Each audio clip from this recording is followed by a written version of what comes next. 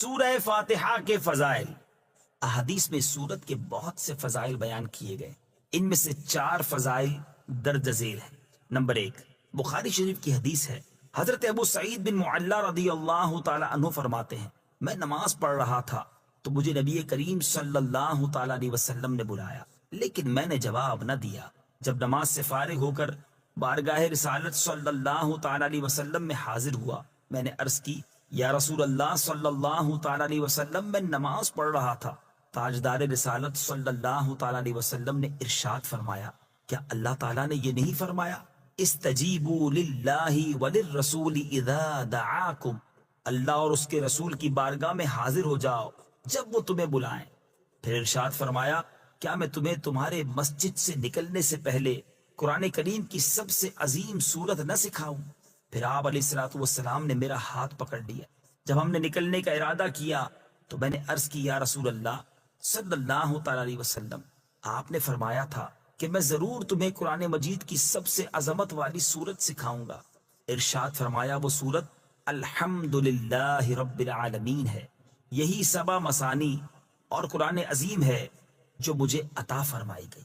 Number 2، مسلم شریف کی حدیث ہے، حضرت عبداللہ ابن عباس رضی اللہ تعالی عنہما فرماتے ہیں، ایک فرشتہ آسمان سے نازل ہوا اور اس نے سید المرسلین صلی اللہ تعالی علیہ وسلم کی بارگاہ میں سلام پیش کر کے عرض کی، یا رسول اللہ صلی اللہ تعالی علیہ وسلم، آپ کو ان 2 نوروں کی بشارت ہو جو آپ کے علاوہ اور کسی نبی کو عطا نہیں کیے گئے، اور وہ 2 نور یہ ہیں، نمبر 1 سورہ فاتحہ، نمبر 2 سورہ بقرہ کی آخری آیتیں۔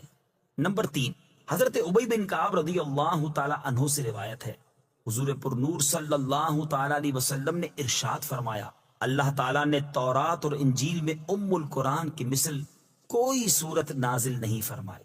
نمبر 4، حضرت عبد الملک بن عمیر رضی اللہ تعالی عنہ سے روایت ہے، نبی کریم صلی اللہ تعالی علیہ وسلم نے ارشاد فرمایا، سورہ فاتحہ ہر مرض کے لیے شفا ہے۔ آپ کے بارے میں آتا ہے کہ جب آپ سواری کرتے وقت گھوڑے کی رکاب میں پیر رکھتے تھے، میں اور آپ بھی گھوڑے پر پیر رکھتے ہیں نا، گھوڑے پر پیر رکھتے تھے تو تلاوت قرآن شروع کرتے، اور دوسری رکاب میں پاؤں رکھنے سے پہلے پورا قرآن مجید ختم کر لیتے تھے۔ اب یہ بھی کرامت ہے، اتنے شارٹ ٹائم میں کوئی قرآن پورا کیسے پڑھ سکتا ہے؟ لیکن اس سے پتہ کیا چلا کہ تلاوت قرآن کا آپ کو کتنا شوق تھا، آپ کتنا تلاوت قرآن کرتے تھے۔ سبحان اللہ، مولا علی کرم اللہ تعالی وجہ الکریم خود فرماتے ہیں کہ آپ کے بارے میں آتا ہے کہ اگر میں چاہوں تو سورہ فاتحہ کی تفسیر سے 70 اونٹ بھر دوں، یعنی اگر میں سورہ فاتحہ کی صرف تفسیر لکھنا چاہوں تو اتنے رجسٹر تیار ہو جائیں کہ 70 اونٹوں کو انہیں اٹھانا پڑ جائے۔ اتنا علم قرآن مولا علی کرم اللہ تعالی وجہ الکریم کے سینے میں موجود تھا، اور کیوں نہ ہو، نبی پاک فرماتے ہیں، میں علم کا شہر ہوں اور علی اس کا دروازہ ہے۔ ایک اور جگہ نبی پاک فرماتے ہیں، میں حکمت کا گھر ہوں اور علی اس کا دروازہ ہے۔ اللہ تبارک و تعالی نے ایسا علم آپ کو عطا فرمایا، اور سبحان اللہ، آپ وہ عظیم ہستی ہیں کہ جن کا ذکر قرآن میں کتنے پیارے انداز میں موجود ہے۔ قرآن جس سورت سے شروع ہوتا ہے، سبحان اللہ، آج بات کریں گے سورہ فاتحہ، ویری فرسٹ سورہ آف قرآن۔ اس کا مقام نزول کیا ہے؟ اکثر علماء کے نزدیک سورہ فاتحہ مکہ مکرمہ میں نازل ہوئی۔ امام مجاہد رحمت اللہ تعالی فرماتے ہیں کہ سورہ فاتحہ مدینہ منورہ میں نازل ہوئی، اور ایک قول یہ بھی ہے کہ سورہ فاتحہ 2 مرتبہ نازل ہوئی، ایک مرتبہ مکہ پاک میں، دوسری مرتبہ مدینہ منورہ میں۔ اچھا، اس میں آیات، کلمات اور حروف کی تعداد کیا ہے؟ اس سورت میں 1 رکوع ہے، 7 آیتیں ہیں، 27 کلمے ہیں، اور 140 حروف ہیں، 140 حروف ہیں۔ سورہ فاتحہ کے اسماء بہت سارے اس کے نام ہیں، اور اس کی وجہ کیا ہے؟ سورہ فاتحہ سے قرآن پاک کی تلاوت کی جاتی ہے، شروع کی جاتی ہے، اسی صورت سے قرآن پاک لکھنے کی ابتدا کی جاتی ہے، اس لیے اسے فاتحۃ الکتاب یعنی کتاب کی ابتدا کرنے والی بھی کہتے ہیں، اوپننگ بک ہو گئی۔ اچھا، اس سورت کی ابتدا الحمدللہ سے ہوئی، اسی مناسبت سے اسے سورہ حمد یعنی وہ سورت جس میں اللہ تعالیٰ کی حمد بیان کی گئی یہ بھی کہتے ہیں۔ سورہ فاتحہ قرآن پاک کی اصل ہے، اس بنا پر اسے ام القرآن اور ام الکتاب بھی کہا۔ کیا بات ہے۔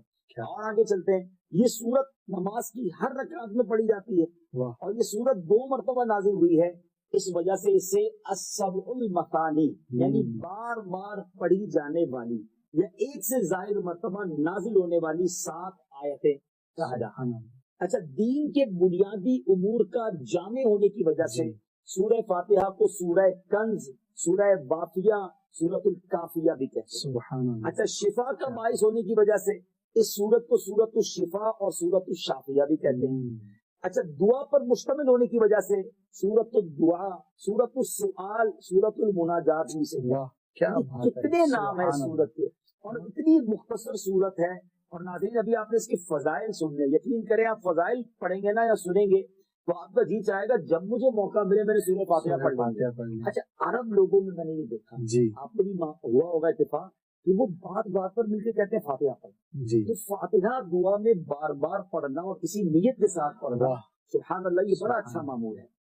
اب میں ایک دو حدیثیں بھی سنا دیتا ہوں تاکہ مزید سورہ فاتحہ کے فضائل، بلیسنگز پتہ چل جائیں۔ پہلی حدیث بخاری شریف، حضرت ابو سعید بن معلہ رضی اللہ عنہ فرماتے ہیں، میں نماز پڑھ رہا تھا تو مجھے نبی پاک علیہ السلام نے بلایا، لیکن میں نے جواب نہ دیا۔ جب نماز سے فارغ ہو کر پیارے آقا علیہ السلام کی خدمت میں حاضر ہوا تو میں عرض کی، یا رسول اللہ صلی اللہ علیہ وسلم، میں نماز پڑھ رہا ہوں۔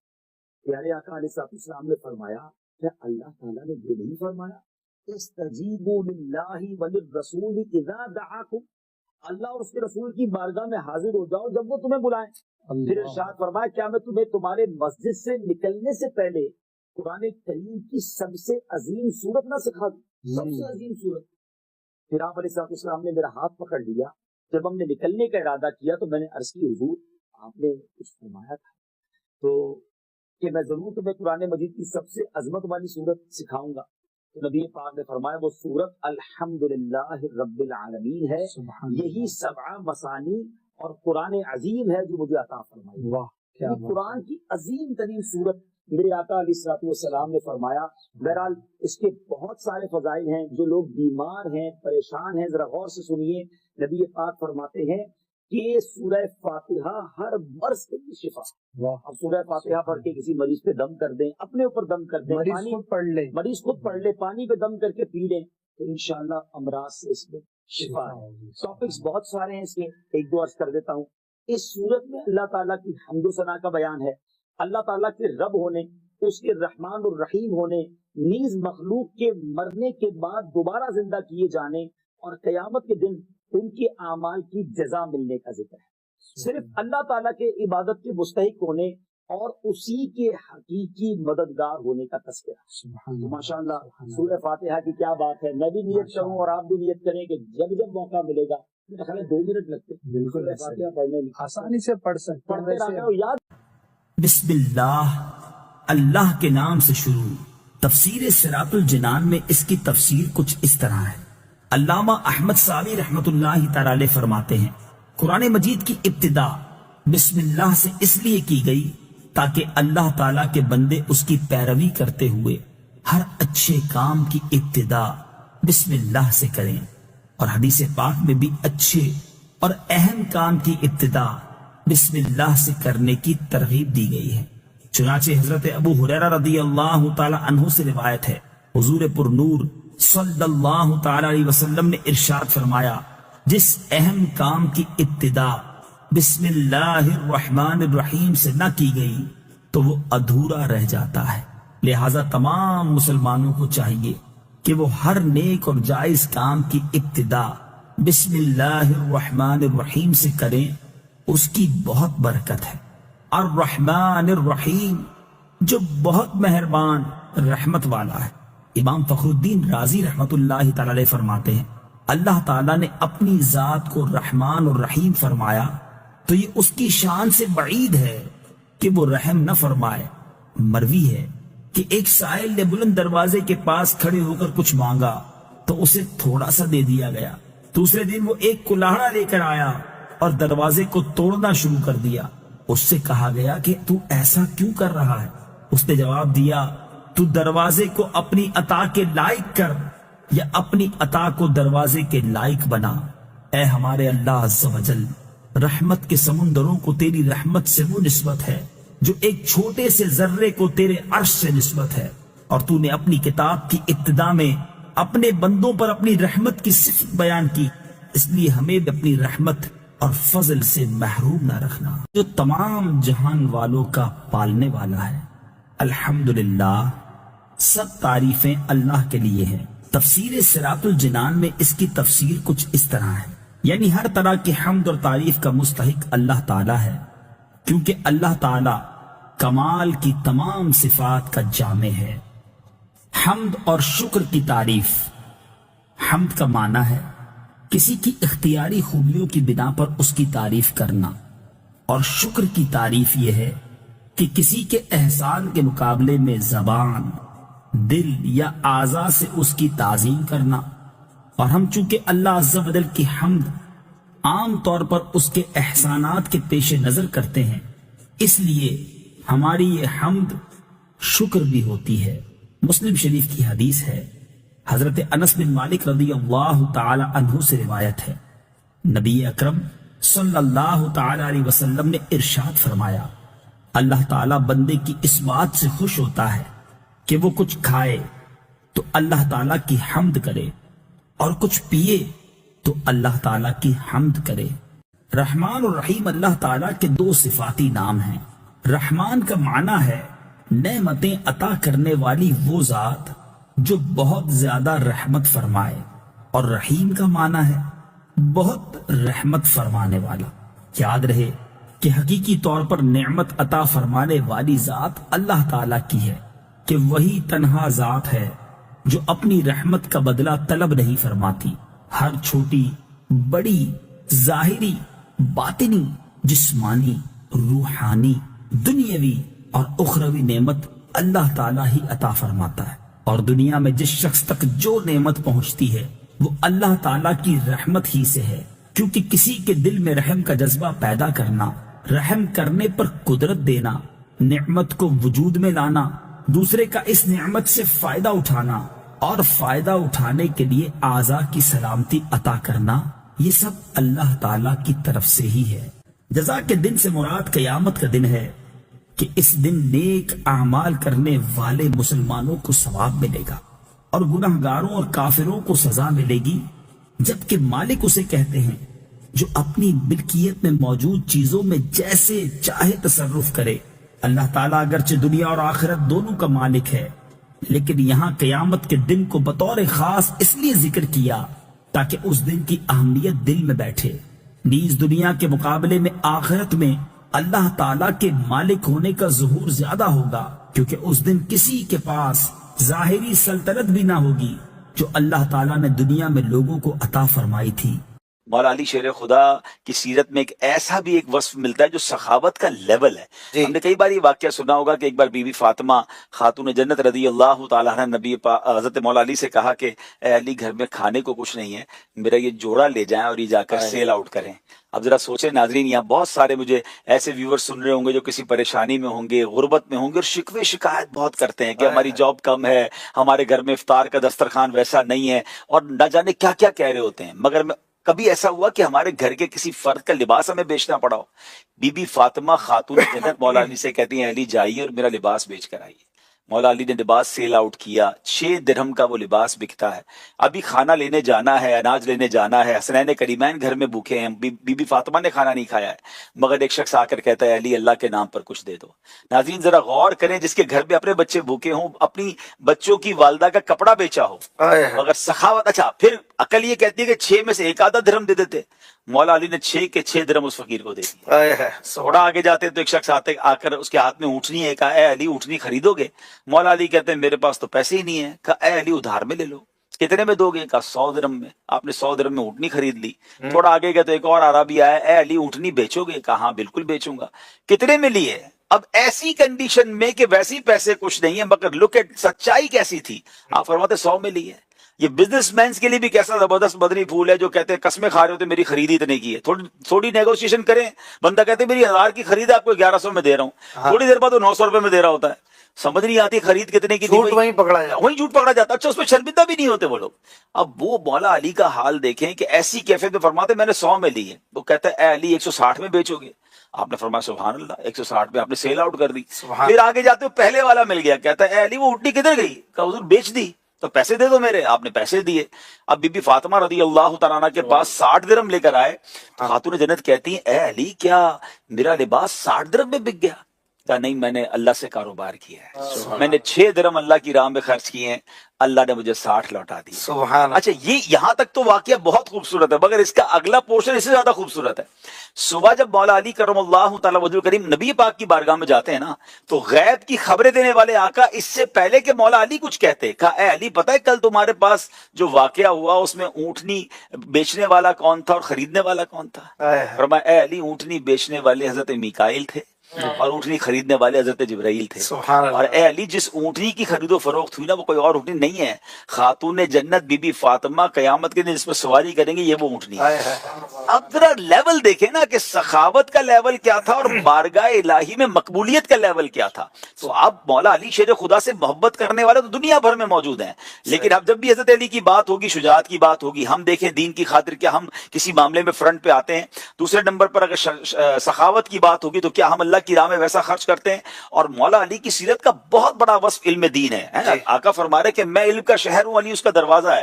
ابھی آپ نے ایک واقعہ سنا، ایسے تو کئی واقعات ہیں. تو کیا ہم علم دین سیکھنے کی طرف آتے ہیں؟ تو مولا علی شیر خدا کرم اللہ تعالی وجہ کریم سے محبت ہمارے ایمان کا تقاضا ہے. خود نبی پاک فرماتے ہیں جس نے علی سے محبت کی اس نے مجھ سے محبت کی، اور جس نے مجھ سے محبت کی اس نے اللہ سے محبت کی، اور جس نے علی سے بغض کیا اس نے مجھ سے بغض کیا، اور جس نے میرے ساتھ دشمنی رکھی اس نے اللہ سے دشمنی کی. اٹ مینز مولا علی کی محبت یہ ایمان کا تقاضا ہے. آپ ہی کا ایک بڑا پیارا واقعہ ہے کہ ایک بار کسی بھکاری نے نان مسلمز غیر مسلم کھڑے تھے ان کے پاس جا کر سوال کیا کہ میری کوئی مدد کرو. تو انہوں نے مذاقن سامنے ہی قریب ہی مولا علی کرم اللہ تعالی وجہ الکریم کھڑے تھے تو اس بھکاری کو انہوں نے مذاقن کہا کہ جاؤ اور جو سامنے ہیں ان سے مانگ لو وہ تمہیں دے دیں گے. وہ بھکاری وہاں سے چلا اور حضرت مولا علی کرم اللہ تعالی وجہ الکریم کے پاس آیا کہ حضور اب آپ میری کوئی مدد کریں. تو بظاہر مولا علی کرم اللہ تعالی وجہ الکریم کے پاس بھی دینے کو کچھ نہیں تھا، مال نہیں تھا. تو آپ نے کیا کیا کہ 10 بار درود پاک پڑھا اور اس بھکاری کی مٹھی پر دم کر دیا اور کہا مٹھی بند کرو اور اب ایسا کرو کہ جا کر وہ جو غیر مسلم کفار کھڑے ہیں ان کے سامنے جا کر مٹھی کو کھولنا. اچھا وہ بھی دیکھ رہے تھے، دیا تو کچھ نہیں، پتہ نہیں کچھ پڑھ کے دم کر دیا ہے، پھونک مار دی ہے. تو بھکاری نے مٹھی بند کی اور جا کر ان کے سامنے جب کھولی تو اس میں 1 دینار موجود تھا. اور جب وہ یہ کرامت دیکھی مولا علی کرم اللہ تعالی وجہ الکریم کفار کلمہ پڑھ کر مسلمان ہو گئے. تو اس میں 2 باتیں پتہ چلی کہ درود پاک کے بے شمار فضائل و برکات ہیں، اور سبحان اللہ سیدی شیر خدا مولا علی کرم اللہ تعالی وجہ الکریم وہ عظیم ہستی ہیں کہ جن کی کرامتیں بے شمار ہیں. آج ہم کرامتوں پر بہت زیادہ بات نہیں کریں گے، ورنہ تو ایسے ایسے امیزنگ واقعات ہیں کہ ہم ساری رات بیان کرتے رہیں کہ سیدی مولا علی کرم اللہ تعالی وجہ الکریم کو اللہ تبارک و تعالیٰ نے کتنے کمالات سے نوازا تھا. اتنا کلوز ریلیشن نبی پاک علیہ الصلوۃ والسلام سے آپ کا ہے. آپ سنیں گے آگے کہ ایمان تازہ ہو جائے گا کہ آپ کی جو اپ کمنگ ہوئی ہے، کس طرح آپ بچپن سے بڑھاپے کی طرف اور جوانی کی طرف گئے ہیں، آپ کی جو نشو و نما ہوئی ہے سبحان اللہ وہ کس کی گود میں ہوئی ہے، کس کی باتیں سن کر ہوئی ہے.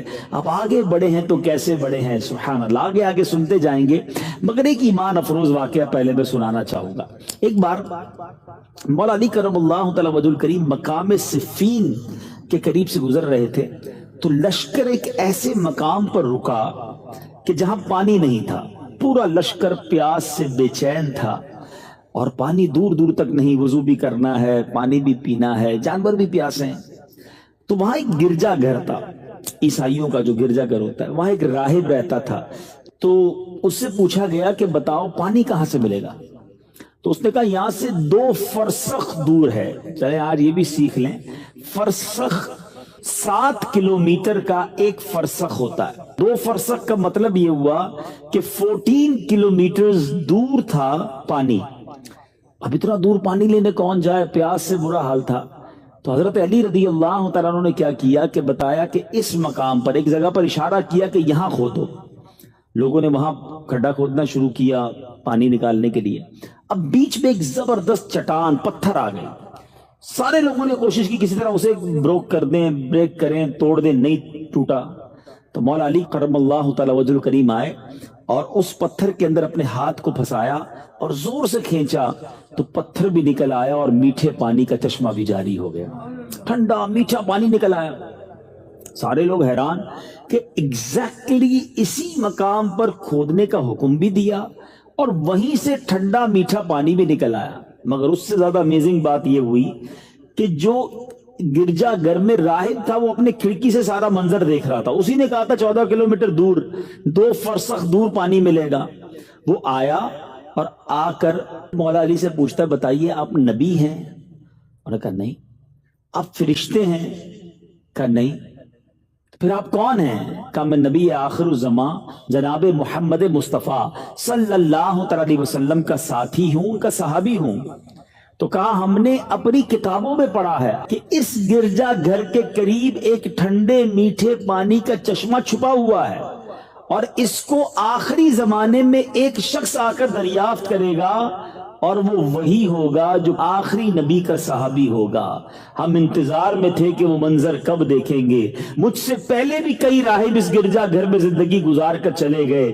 اس منظر کے انتظار میں آج آپ آئے ہیں, آپ نے پانی نکالا ہے, اس لیے میں آپ کا مذہب قبول کرتا ہوں اور کلمہ پڑھ کر مسلمان ہو گیا.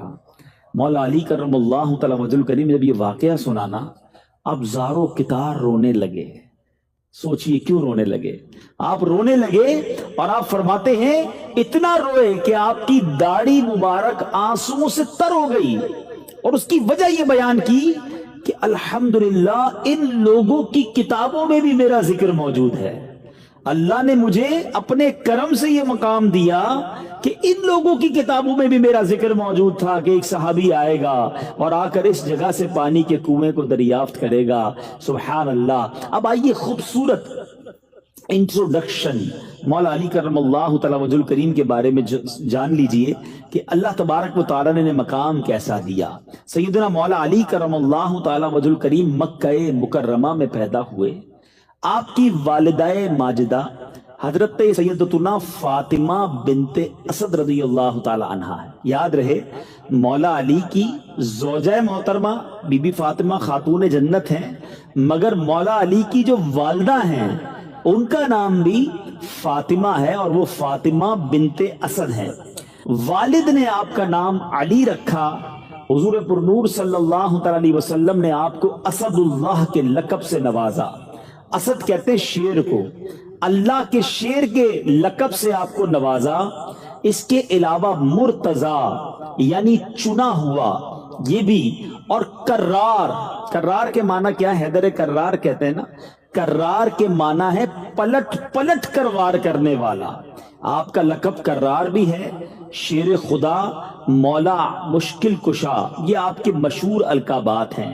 اور نبی پاک علیہ الصلوۃ والسلام کے آپ چچا زاد بھائی ہیں, یعنی پیارے آقا علیہ الصلوۃ والسلام کے آپ گویا کزن ہیں. یاد رہے آپ خلیفہ چہارم ہیں, چوتھے خلیفہ ہیں, جانشین رسول, زوج بطول. حضرت سیدنا علی بن ابی طالب کی کنیت ابو الحسن اور ابو تراب ہے. آپ کی کنیت ابو الحسن امام حسن کے نام کی وجہ سے, آپ کے بڑے صاحبزادے کی نام کی وجہ سے, اور ابو تراب کہتے ہیں مٹی والے کو. یہ کیوں کہا گیا یہ بھی ابھی آگے آپ سنیں گے. آپ نبی پاک علیہ السلام کے چچا ابو طالب کے فرزند ہیں. عام الفیل یعنی جب یہ اصحاب فیل والا واقعہ ہوا تھا اس کے 30 سال بعد, جب نبی پاک علیہ الصلوۃ والسلام کی عمر مبارک بھی 30 سال تھی, یعنی پیارے آقا سے 30 سال عمر میں چھوٹے ہیں. نبی پاک کی 30 سال کی جب عمر ہوئی تو 13 رجب المرجب جمعہ کا دن تھا. مولا علی کرم اللہ تعالی وجہ الکریم پیدا ہوئے. آپ کی ولادت مکہ مکرمہ میں ہوئی. سبحان اللہ. آپ کی والدہ ماجدہ کا نام فاطمہ بنت اسد ہے. آپ 10 سال کی عمر میں ہی دائرہ اسلام میں داخل ہو گئے۔ اچھا یہ کیسا ہوا؟ پیارے آقا نے اعلان نبوت 40 سال کی عمر میں کیا، تو جیسے ہی پیارے آقا علیہ الصلوۃ والسلام نے اعلان نبوت کیا، اسلام کا پیغام دیا، تو فرسٹ آف آل، یعنی ایک روایت یہ بھی ملتی ہے کہ سب سے پہلے ایمان لانے والے مولا علی ہیں، ایک روایت یہ ملتی ہے کہ حضرت خدیجہ ہیں، ایک روایت یہ ملتی ہے کہ سیدنا ابو بکر صدیق ہیں۔ تو علماء نے اس کو زبردست طریقے سے کیٹیگرائز کیا کہ سب سے پہلے مردوں میں جو ایمان لائے وہ حضرت ابو بکر صدیق ایمان لائے، سب سے پہلے عورتوں میں جو ایمان لائیں وہ حضرت خدیجۃ الکبریٰ رضی اللہ تعالی عنہا ایمان لائیں، اور سب سے پہلے لڑکوں میں جو ایمان لائے وہ مولا علی کرم اللہ تعالی وجہ الکریم ایمان لائے۔ سبحان اللہ۔ اب 10 سال کی عمر ہے، اسلام قبول کر لیا ہے، اور نبی پاک کی گویا گود ہے، آقا کی تربیت ہے، نبی پاک کی باتیں ہیں، پیارے آقا علیہ الصلوۃ والسلام کی آغوش ہے۔ فرام دا چائلڈہڈ مولا علی کرم اللہ تعالی وجہ الکریم کی جو تربیت ہوئی ہے، سبحان اللہ، وہ نبی پاک علیہ الصلوۃ والسلام نے گویا تربیت فرمائی۔ آپ نبی پاک کے ساتھ تمام ہی غزوات میں بڑے آگے رہ کر آپ کے ساتھ شرکت کی، غزوہ بدر، غزوہ احد، غزوہ خندق، تمام اسلامی جنگوں میں بے پناہ شجاعت کے ساتھ آپ شرکت کرتے رہے۔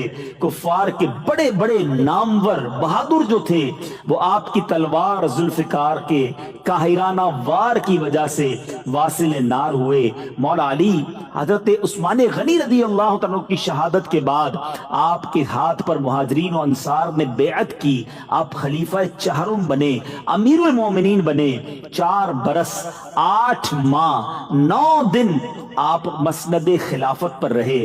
آپ کی جو حکومت تھی، جو خلافت تھی، وہ 4 years 8 months and 9 days، یہ آپ کا ڈیوریشن تھا۔ 17 یا 19 رمضان کو ایک ظالم نے آپ پر قاتلانہ حملہ کیا، اور 21 رمضان اتوار کی رات آپ نے جام شہادت نوش کیا۔ یہ چھوٹا سا جس کو آپ کہیے انٹروڈکشن تھا، ورنہ آپ کی ہستی وہ ہے کہ کئی کتابیں لکھ دی جائیں، کئی بیانات کیے جائیں۔ اللہ تعالیٰ نے جو مقام آپ کو عطا کیا تھا، ابھی آپ مزید جب واقعات سنیں گے تو ریئلائز ہوگا کہ کیسی شاندار آپ کی تربیت ہوئی تھی۔ ایک بڑی امپورٹنٹ بات، صحابہ کرام علیہم رضوان کا ہم جب بھی نام لیتے ہیں تو ہم کہتے ہیں رضی اللہ تعالی عنہ۔ مولا علی کے نام کے ساتھ کرم اللہ تعالی وجہہ الکریم کچھ ڈفر ہے نا، یہ کیوں کہا جاتا ہے؟ بڑی خوبصورت اس کی وجہ ہے، کرم اللہ تعالی وجہ الکریم، یعنی اس کے پہلے تو معنی سمجھ لیجئے کہ کرم اللہ تعالی وجہ الکریم کے معنی ہے کہ اللہ تبارک و تعالی نے آپ کے چہرے کو اللہ تبارک و تعالیٰ اور عزت اور برکت نصیب فرمائے، اس پر اور رحمتوں کا نزول فرمائے۔ اس کی وجہ یہ ہے کہ جب قریش مبتلا قحط ہو گئے تھے، قحط کا وقت آیا تھا، تو پیارے آقا علیہ الصلوۃ والسلام ابو طالب پر تخفیف عیال، یعنی بال بچوں کا بوجھ کچھ کم ہو جائے، اس لیے نبی پاک حضرت مولا علی کو بچپن ہی میں اپنی بارگاہ میں لے آئے تھے، یعنی گویا نبی پاک نے اپنے ساتھ ہی انہیں رکھ لیا تھا۔ مولا علی نے پیارے آقا علیہ الصلوۃ والسلام کے آغوش مبارک میں پرورش پائی، بچپن ہی سے جو آنکھیں کھولی تو نبی پاک کا چہرہ دیکھا، آواز سنی تو پیارے آقا کی آواز سنی۔ نبی پاک نے جیسے ہی اعلان نبوت کیا آپ ایمان لے آئے، اولین نماز پڑھنے والوں میں آپ شامل ہو گئے۔ گویا کبھی زندگی میں کسی بت کو سجدہ نہیں کیا، کسی اور کو خدا نہیں مانا، ماتھا کسی اور کے آگے نہیں ٹیکا۔ زندگی میں جب سے آنکھیں کھولی، نبی پاک کی آغوش میں آنکھیں کھولی، تو آپ کے چہرے کو اللہ نے شروع ہی سے ان تمام چیزوں سے بچائے رکھا، عزت عطا فرمائی، اس لیے آپ کا لقب کرم اللہ تعالی وجہہ ہو گیا۔ سبحان اللہ۔ اور میرے بیچ اسلامی بھائیوں، اب نبی پاک نے کرم کیسا کیا، اپنی لاڈلی شہزادی حضرت سیدتنا فاطمہ الزہرا رضی اللہ تعالی عنہا آپ کی زوجیت میں آئیں، ان کے ساتھ نبی پاک نے نکاح فرمایا۔ بڑے شہزادے حضرت امام حسن تھے، اس لیے آپ ابو الحسن کہلائے۔ اب آئیے بتاتا ہوں ابو تراب کیوں کہتے ہیں۔ ابو تراب مٹی والا. ایک بار نبی پاک علیہ الصلوۃ والسلام بی بی فاطمہ کے گھر آئے اور معلوم کیا کہ مولا علی کہاں ہیں. پتہ چلا کہ وہ گھر سے باہر گئے ہیں. پیارے آقا علیہ الصلوۃ والسلام ان کے پیچھے گئے تو آپ ایک مٹی کے ڈھیر پر لیٹے ہوئے تھے. چادر جسم سے ہٹ گئی تھی تو وہ مٹی جو ہے آپ کے جسم پر لگ گئی. نبی پاک نے فرمایا قم یا ابا تراب، اٹھ جاؤ اے مٹی والے. حضرت مولا علی کہتے ہیں جب سے نبی پاک نے مجھے ابو تراب کہا ہے مجھے اپنے سارے ناموں سے زیادہ اچھا نام یہ لگنے لگ گیا. ایک مرتبہ نہر فرات میں زبردست طغیانی آ گئی. ٹھیک ہے نا، پانی اوور فلو ہونے لگا. لوگ اس بات سے ڈر گئے کہ کہیں سیلاب نہ آ جائے، فلڈ نہ آ جائے. تو لوگوں نے کہا مولا علی کی بارگاہ میں آئے کہ حضور کرم کیجئے، we are very near to flood, اوور فلو ہو رہا ہے نہر فرات. مولا علی کرم اللہ تعالی وجہ الکریم نے کیا کیا؟ پیارے آقا کا جبہ مبارک پہنا، نبی پاک کا امامہ سجایا، پیارے آقا کی چادر پہنی اور گھوڑے پر سوار ہوئے. حسنین کریمین کو بھی ساتھ لیا، نہر فرات کے کنارے پر گئے اور آپ نے 2 رکعت نماز ادا کی. پھر پل پر تشریف لائے، اپنے عصا سے، اپنے مبارک لاٹھی سے نہر فرات کی طرف اشارہ کیا تو 1 گز پانی کم ہو گیا. پھر اشارہ کیا 1 گز اور کم ہو گیا. تیسری بار اشارہ کیا 1 گز پانی اور نیچے چلا گیا. سیلاب ختم ہو گیا. لوگوں نے عرض کی امیر المومنین اب بس کیجئے، اب پانی کافی نیچے چلا گیا ہے. سبحان اللہ. میرے بیچ اسلامی بھائیوں، اللہ نے اپنے نیک بندوں کو کیسا مقام اور کیسا مرتبہ عطا فرمایا. بہرحال میرے بیچ اسلامی بھائیوں، چاہیں تو اشاروں سے اپنے کایا ہی پلٹ دیں دنیا کی، چاہیں تو اشاروں سے اپنے کایا ہی پلٹ دیں دنیا کی. یہ شان ہے ان کے غلاموں کی، سرکار کا عالم کیا ہوگا. ہو سکتا ہے کسی کے ذہن میں یہ بات بھی آئے کہ جناب یہ کیسے پاسبل ہے کہ اس طرح کے میریکلز، اس طرح کی انہونی چیزیں یہ قرآن و حدیث میں کہاں موجود ہیں. یہ آپ واقعات تو سنا رہے ہیں مولا علی کے، اس کی کوئی اصل قرآن سے ہے، اس کی کوئی اصل حدیث سے ہے. میں بہت بڑے اس کی ڈیٹیل میں نہیں جاؤں گا، لیکن جو قرآن پڑھنا جانتے ہوں اور قرآن کو ریسرچ کر سکتے ہوں تو 2 واقعات کی طرف اشارہ کر دیتا ہوں. باقی تفصیل آپ کو قرآن پاک خود بتا دے گا کہ بی بی مریم رضی اللہ تعالی عنہا جو ہیں، آپ کی محراب کا ذکر قرآن میں ہے، جہاں پر آپ عبادت کیا کرتی تھی. حضرت زکریا علیہ السلام نے جب وہاں جاتے ہیں تو دیکھا کہ حضرت مریم کو بے موسم کے پھل مل رہے ہیں، اور آپ نے دیکھا کہ جب وہ پھل کا موسم نہیں ہوتا تھا آپ کو اس محراب میں پھل ملتے. آپ نے پوچھا ہے مریم یہ پھل کہاں سے آئے؟ کہا مجھے اللہ دیتا ہے. حضرت مریم کی اس محراب میں رہ کر حضرت زکریا علیہ السلام نے جب دعا کی اللہ نے انہیں اولاد عطا کی. تو پتہ چلا کہ قرآن میں بی بی مریم کی اس کرامت کا ذکر ہے. اسی طرح ایک اور خوبصورت واقعہ حضرت سلیمان علیہ السلام کا ہے کہ جب تخت بلقیس کو بانا تھا، پلک جھپکنے میں وہ تخت بلقیس وہاں پر آ گیا، اور یہ واقعہ بھی قرآن میں موجود ہے. تو پتہ چلا کہ کرامت کا تذکرہ قرآن میں موجود ہے. بہت سارے فضائل ہیں. میں اب اپنے بیان کو اینڈنگ کی طرف لاتا ہوں کہ حضرت عمر فاروق رضی اللہ تعالیٰ عنہ، صحابہ کرام کا پہلے یہ بھی سمجھیے گا آپس میں انڈرسٹینڈنگ اور پیار کیسا تھا. حضرت عمر فاروق رضی اللہ تعالیٰ فرماتے ہیں کہ مولا علی شیر خدا کرم اللہ تعالیٰ وجہ الکریم کو 3 ایسی فضیلتیں حاصل ہیں، اگر ان میں سے ایک بھی مجھے مل جاتی تو میرے نزدیک وہ سرخ اونٹوں سے بھی محبوب تر ہوتی. سرخ اونٹ ہے نا، وہ عربوں کے سب سے مہنگی سواری، آج کی سمجھ لے BMW لینڈ کروزر نئی والی سب سے مہنگی والی جو گاڑی ہے نا، وہ اس زمانے میں سرخ اونٹ ہوتے تھے. تو آپ فرماتے ہیں کہ سرخ اونٹوں سے بھی میرے لیے بہتر ہے اگر مجھے ایک فضیلت بھی مل جاتی. حضرت عمر کہتے ہیں جو حضرت علی کو 3 فضیلتیں حاصل تھی. اب ذرا سنیے گا. نمبر 1، اللہ کے پیارے حبیب علیہ السلام نے اپنی لاڈلی بیٹی حضرت فاطمہ الزہرا کا نکاح مولا علی سے کیا، یہ فضیلت. نمبر 2، ان کی رہائش میرے آقا علیہ السلام کے ساتھ مسجد نبوی شریف میں تھی. ان کے لیے جو کچھ مسجد میں حلال تھا وہ انہی کا حصہ تھا. اور نبی پاک نے غزوہ خیبر میں پرچم اسلام مولا علی کے ہاتھ میں عطا کیا. یہ وہ 3 فضیلتیں ہیں جس کا ذکر کرتے ہوئے حضرت عمر کہا کرتے تھے کہ مجھے ایک بھی حاصل ہو جاتی تو میرے لیے سرخ اونٹوں سے بہتر ہے۔ مگر یہاں ایک بات کلیریفائی کرتا چلوں کہ صحابہ کرام کی جو کیٹیگریز ہیں وہ ہمارے ذہن میں ہونی چاہیے۔ ایک جملہ کہا جاتا ہے علی دا پہلا نمبر، دمادم مست کلندر، علی دا پہلا نمبر، یہ درست نہیں ہے۔ یاد رہے افضل البشر بعد الانبیاء، ساری کائنات میں نبیوں کے بعد سب سے افضل اگر کوئی ہستی ہے تو حضرت ابو بکر صدیق رضی اللہ تعالیٰ عنہ۔ گویا پہلا نمبر اگر کسی صحابی کا ہے تو وہ حضرت ابو بکر صدیق رضی اللہ تعالیٰ عنہ۔ حضرت عمر رضی اللہ تعالیٰ عنہ یہ دوسرے خلیفہ، ان کا مرتبہ دوسرے نمبر پر آتا ہے۔ حضرت عثمان غنی رضی اللہ تعالیٰ عنہ، ان کا مرتبہ تیسرے نمبر پر آتا ہے۔ پھر اس کے بعد شیر خدا مولا علی کرم اللہ تعالیٰ وجہ الکریم ہیں، اس کے بعد باقی عشرہ مبشرہ ہیں۔ یہ کیٹیگری ہمیں ہمیشہ یاد رہنی چاہیے۔ ہاں ایک بات ضرور ہے کہ تمام صحابہ یہ جنتی ہیں، قطعی جنتی ہیں۔ صحابہ جو ہیں یہ اولیاء کرام سے اوپر کا مرتبہ ہے۔ کوئی زمانے میں ولی ہو، کتب ہو، ابدال ہو، غوث ہو تو کسی صحابی کے مرتبے کو نہیں پا سکتا۔ میرے آقا فرماتے ہیں صحابہ ستاروں کی مانند ہیں، ان میں سے جن کی بھی پیروی کرو گے تم کامیاب ہو جاؤ گے، سکسیسفل ہو جاؤ گے۔ سبحان اللہ۔ میرے میٹھے اسلامی بھائیوں، اب آخری بات، اور حضرت علی کی بات ہو اور خیبر کی بات نہ ہو تو بات پوری نہیں ہوتی ہے۔ سبحان اللہ۔ میں نے وہ قلعہ جا کر جو خیبر کا قلعہ ہے، آج بھی جائیں تو ایمان تازہ ہوتا ہے کہ کیسی جگہ تھی۔ وہ علاقہ جو تھا نا پہاڑ کے اوپر ہے، آج بھی آپ جائیں تو وہ قلعہ پہاڑ کے اوپر تھا اور وہاں کفار بیٹھے ہوئے تھے اور مسلمانوں پر اوپر سے انہوں نے نظر رکھی ہوئی تھی۔ بڑا ڈیفیکلٹ تھا ان سے مقابلہ کرنا۔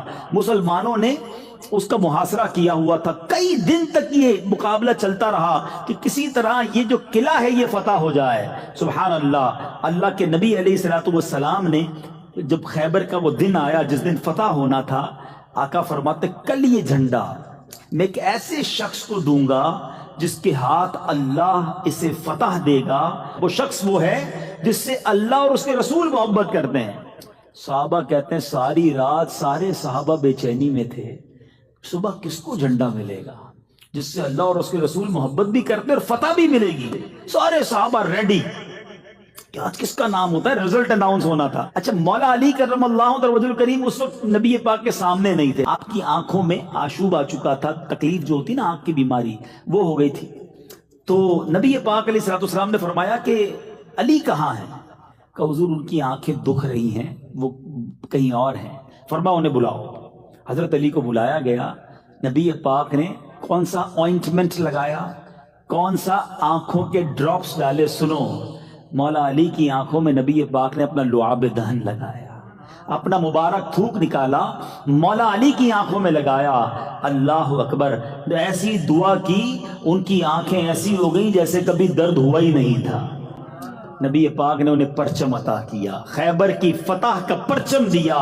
اللہ اکبر۔ نبی پاک سے حضرت علی کہتے ہیں یا رسول اللہ کیا میں ان لوگوں سے اس وقت تک لڑوں جب تک وہ ہماری طرح مسلمان نہ ہو جائیں؟ تو پیارے آقا نے فرمایا اے علی نرمی اختیار کرو، ان کے میدان میں اتر جاؤ، انہیں اسلام کی دعوت دو، اللہ کے جو حقوق ان پر لازم ہے وہ انہیں بتاؤ۔ خدا کی قسم اگر اللہ تمہارے ذریعے کسی ایک شخص کو ہدایت فرمائے تو یہ تمہارے لیے اس سے اچھا ہے کہ تمہارے پاس سرخ اونٹ ہوں۔ اب جناب مولا علی پرچم لے کر آگے بڑھتے ہیں۔ موسٹ ڈیفیکلٹ مارکا تھا، اگر آپ اس جگہ کو دیکھیں تو آپ کو ریئلائز ہوگا کہ پہاڑی پر دشمن ہو اور اگر ہماری فوج نیچے ہو تو کیسے اوپر جا کر لڑائی کرنی ہے، مگر شیر خدا کے ہاتھ میں پرچم تھا۔ نبی پاک کی دعا تھی کہ آج خیبر نے فتح ہونا ہے۔ اللہ اکبر۔ مولا علی آگے جاتے ہیں۔ اب جناب لڑائی شروع ہو گئی۔ مولا علی کے ہاتھ سے وہ ڈھال جو ہوتی ہے، پہلے کے زمانے میں تو ظاہر ایک ہاتھ میں تلوار ہوتی تھی، ایک ہاتھ میں ڈھال ہوتی تھی، وہ ڈھال گر گئی۔ اب بغیر ڈھال کے لڑنا مشکل تھا۔ میٹھے اسلامی بھائیوں، حضرت علی نے کیا کیا، اس قلعے کا ایک پھاٹک تھا، ایک بہت بڑا دروازہ جسے کہیں، جسے 40 لوگ مل کر اٹھاتے تو نہ اٹھا پاتے۔ مولا علی نے ایک ہاتھ سے اس پورے دروازے کو اکھاڑ لیا اور اب اس کو ڈھال بنا لیا. اب دشمنوں نے جب یہ طاقت حیدری دیکھی ان کے قدم اکھڑنے لگ گئے اور اللہ تعالیٰ نے مولا علی کرم اللہ تعالی وجہ الکریم کو ایسی فتح عطا فرمائی کہ خیبر کا قلعہ جو ہے وہ مولا علی کے ہاتھ میں فتح ہوا. اللہ اکبر. جب مولا علی دشمنوں سے لڑ رہے تھے تو غیب سے یہ آواز آئی لا سیف الا ذوالفقار ولا فتح الا علی. علی جیسا کوئی بہادر نہیں اور ذوالفقار جیسی کوئی تلوار نہیں. تو بہرحال میرے میٹھے اسلامی بھائیوں کیا شاندار آپ کی سیرت ہے. ایک طرف تو بہادری ہے, شجاعت ہے, لیڈرشپ ہے, مگر دوسری طرف خوف خدا بھی ہے, نبی پاک سے والہانہ عشق بھی ہے, عاجزی بھی ہے, سخاوت بھی ہے, غربت بھی ہے. آج کسی کو کچھ جناب موقع مل جائے, اس کا کوئی کارنامہ ہو جائے, لوگ اسے کچھ سمجھنے لگیں, اس کے تو پیر زمین پہ نہیں رہتے, اس کا تو لائف سٹائل ہی تبدیل ہو جاتا ہے, گویا غریبوں کو منہ نہیں لگاتا. مگر یہ کیسے لوگ تھے جن کا تذکرہ قرآن میں, جن کا تذکرہ حدیثوں میں, جو جناب نبی پاک فرمائیں کہ علی مجھ سے ہیں اور میں علی سے ہوں. ایسی شخصیت کا عاجزی اور انکساری اور غربت کا عالم یہ ہے, اور اللہ کی رضا پر راضی ہیں, قرآن کی تلاوت کرنے والے ہیں, راتوں کو رونے والے ہیں. اے میرے میٹھے اسلامی بھائیوں, اللہ کاش مولا علی کی سیرت کا صدقہ ہمیں بھی عطا فرمائے, قرآن پاک کی تلاوت نصیب فرمائے, اپنی راہ میں خوب دل کھول کر خرچ کرنا نصیب فرمائے, اور ہمیں اس میں ریاکاری سے بھی محفوظ فرمائے, اخلاص بھی عطا فرمائے. مولا علی کی ایک اور عجیب بات یہ تھی کہ آپ سردیوں میں بڑے ٹھنڈے ٹھنڈے کپڑے پہنتے تھے, گرمیوں میں بڑے موٹے کپڑے, یعنی سردیوں والے کپڑے گرمیوں میں پہنتے تھے, گرمیوں والے کپڑے ٹھنڈ میں پہنتے تھے. آپ سے کسی نے پوچھا کہ حضرت آپ یہ کیوں کرتے ہیں؟ آپ نے فرمایا کہ نبی پاک علیہ الصلوۃ والسلام نے جب مجھے وہ دعا دی تھی, لعاب دہن میری آنکھوں میں لگایا تھا, اس وقت مجھے ایک اور دعا بھی دی تھی, اللہم اذہب عنہ الحر والبرد, یعنی اے اللہ علی سے گرمی اور سردی دور فرما دے. وہ دن ہے, آج کا دن ہے, نہ مجھے گرمی لگتی ہے نہ مجھے سردی لگتی ہے. کیا بات ہے میرے آقا کی دعاؤں کی. اللہ مزار مولا علی پر کروڑوں رحمتوں کی بارش نازل فرمائے اور ان کے صدقے ہماری مغفرت فرمائے. آپ کی شہادت کیسے ہوئی یہ بھی بڑا ہی دل خراش واقعہ ہے کہ آپ رضی اللہ تعالی عنہ 17 یا 19 رمضان کو آپ فجر کے وقت یعنی صبح سے نماز صبح سے پہلے آپ بیدار ہوئے, پھر مؤذن نے اذان دی, الصلاۃ الصلاۃ الصلاۃ کی جب اس نے آواز لگائی تو آپ نماز پڑھنے کے لیے گھر سے نکلے, راستے میں لوگوں کو آواز لگاتے رہے نماز کے لیے چلو, نماز کے لیے چلو. اور اب جب مسجد کی طرف جا رہے تھے اندھیرے کا عالم تھا, ابن ملجم خارجی نے آپ پر تلوار کا ایک ظالمانہ وار کیا جس کی شدت سے آپ کی پیشانی کٹ گئی. تلوار